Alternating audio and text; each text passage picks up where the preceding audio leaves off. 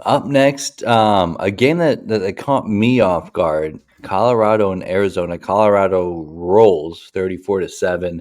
Noah Fafita effectively shut down once again. And Colorado, I just kind of looks like the real deal. They're 5-2 now. Already more wins than they had all of last season. And I mean, I'm looking at their schedule. Already picked up wins against UCF. I didn't think they would. Arizona, especially after seeing how hot they started, I didn't think they would.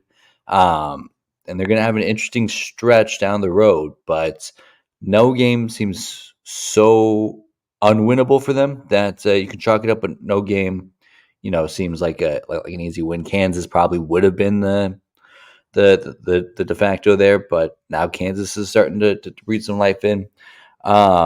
What's wrong with Noah Fafita? Let's start there. Yeah, Arizona as a total had less than 250 yards of offense yesterday, Brandon. And I'm pretty surprised because Colorado's defense has been porous at times. They're not afraid to give up points. Usually they've been in some shootouts where Shedeur Sanders has to find a way to get it done if they look to win. I don't know. For Arizona, this has to be a disappointing result considering just the talent that came back. And they lose their coach in the offseason, Brandon, and most of the players still stayed at Arizona despite a coaching change, despite an era where you can just transfer at any time. Yeah. This is a disappointing result. No question about it. And I think going forward, what does that look like? Like, what does that look like for Arizona? It will be interesting to see just what they can do. What can they build going forward? And for Colorado, this is a good win, though. Give them credit. Good They win. absolutely waxed them. They set a tone the first 30 minutes. They had Travis Hunter didn't even play the second half due to kind of working through an injury, and they built up a healthy lead. So for Colorado, this is a really positive result. I mean, 5-2, considering the way they collapsed last season, kind of, they get hot, they're Yeah. in national conversation for 4 weeks, and they just fell off. This is really positive for Coach Sanders and his staff. Like, they should be happy they're at 5-2, considering all the offseason chaos and considering they're ripping their offensive line, saying they're terrible, which I'm not saying they're good, but still not a great look publicly. And I gotta say, there was little drama in their victory. They just took care of their business. I could make an argument it's the most impressive win of the Deion Sanders era. Certainly make that case, and they're just fine. And we talked about this a little bit with BYU, but good teams just find ways to win, Yeah.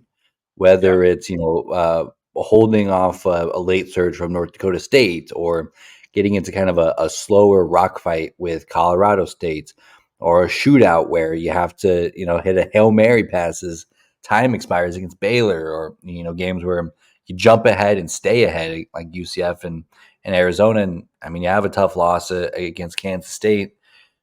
That's the kind of game that could derail the season if it's not well put together. But Colorado, to my surprise, I think more than anybody's, is putting together a good season. No notes. They host Cincinnati this week. This will be another tough one from teams that are better than I thought they would be. Colorado's going to be a tough place to play at night. No question about it, Brandon. I think going forward, if their defense can continue to make these positive steps, and maybe it's just Arizona's offense is a little bit off right now, but I want to give Colorado's defense credit. Similar to this might be their finest win. Like, I feel like the offense has had to bail them out. Travis Hunter's had to bail them out in multiple games. This really was a complete team performance. So they've earned their keep, and it's still a team that could definitely put the potentially really good bowl game going forward.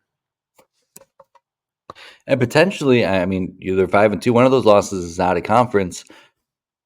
They could make a run towards Arlington. They certainly have a path to it if they play like they played last night, and Travis Hunter can find a way to get healthy. Watch out!